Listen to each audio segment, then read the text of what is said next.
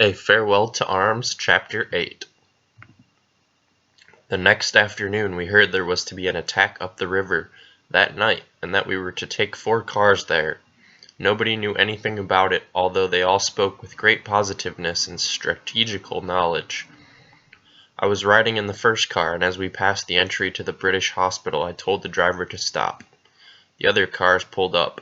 I got out and told the driver to go on, and that if we had not caught up to them at the junction of the road to Corman's, to wait there. I hurried up the driveway, and inside the reception hall I asked for Miss Barkley. "She's on duty. Could I see her just for a moment?" They sent an orderly to see, and she came back with him. "I stopped to ask if you were better. They told me you were on duty, so I asked to see you." "I'm quite well," she said. "I think the heat knocked me over yesterday." "I have to go. I'll just step out the door a minute." "And you're all right?" I asked outside. "Yes, darling. Are you coming tonight?" "No, I'm leaving now for a show up above Plava." "A show?" "I don't think it's anything." "And you'll be back?" "Tomorrow." She was unclasping something from her neck. She put it in my hand. "It's a St. Anthony," she said, "and come tomorrow night." "You're not a Catholic, are you?" "No, but they say a St. Anthony's very useful." "I'll take care of him for you. Goodbye." "No," she said, "not goodbye." "All right. Be a good boy and be careful. No, you can't kiss me here. You can't." "All right." I looked back and saw her standing on the steps. She waved, and I kissed my hand and held it out. She waved again, and then I was out of the driveway and climbing up into the seat of the ambulance, and we started. The St. Anthony was in a little white metal capsule. I opened the capsule and spilled him out into my hand. "St. Anthony?" asked the driver. "Yes." "I have one." His right hand left the wheel and opened a button on his tunic and pulled it out from under his shirt. "See?"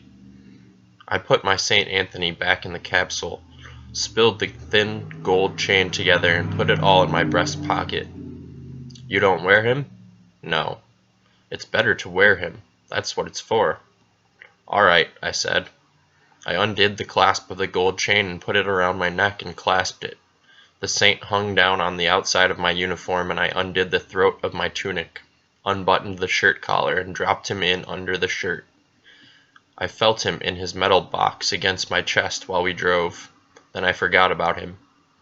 After I was wounded, I never found him. Someone probably got it at one of the dressing stations. We drove fast when we were over the bridge, and soon we saw the dust of the other cars ahead down the road. The road curved, and we saw the 3 cars looking quite small, the dust rising from the wheels and going off through the trees. We caught them and passed them, and turned off on a road that climbed up into the hills. Driving in convoy is not unpleasant if you are the first car, and I settled back in the seat and watched the country. We were in the foothills on the near side of the river, and as the road mounted there were the high mountains off to the north, with snow still on the tops. I looked back and saw the 3 cars all climbing, spaced by the interval of their dust. We passed a long column of loaded mules, the drivers walking along beside the mules wearing red fezzes. They were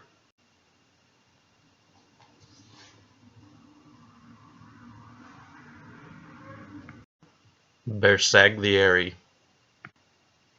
Beyond the mule train, the road was empty, and we climbed through the hills and then went down over the shoulder of a long hill into a river valley. There were trees along both sides of the road, and through the right line of trees I saw the river, the water clear, fast, and shallow. The river was low, and there were stretches of sand and pebbles with a narrow channel of water, and sometimes the water spread like a sheen over the pebbly bed. Close to the bank I saw deep pools, the water blue like the sky. I saw arched stone bridges over the river where tracks turned off from the road, and we passed stone farmhouses with pear trees, candelabraed against their south walls, and low stone walls in the fields. The road went up the valley a long way, and then we turned off and commenced to climb into the hills again.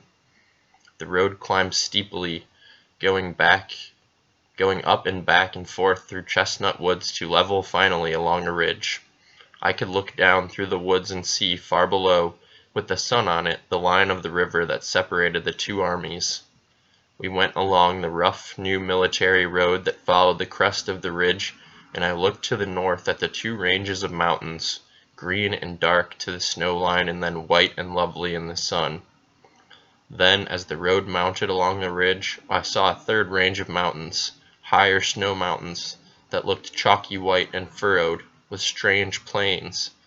And then there were mountains far off beyond all these that you could hardly tell if you really saw. Those were all the Austrians' mountains, and we had nothing like them. Ahead there was a rounded turn-off in the road to the right, and looking down I could see the road dropping through the trees. There were troops on this road, and motor trucks and mules with mountain guns, and as we went down, keeping to the side, I could see the river far down below, the line of ties and rails running along it, the old bridge where the railway crossed to the other side, and across, under a hill beyond the river, the broken houses of the little town that was to be taken. It was nearly dark when we came down and turned onto the main road that ran beside the river.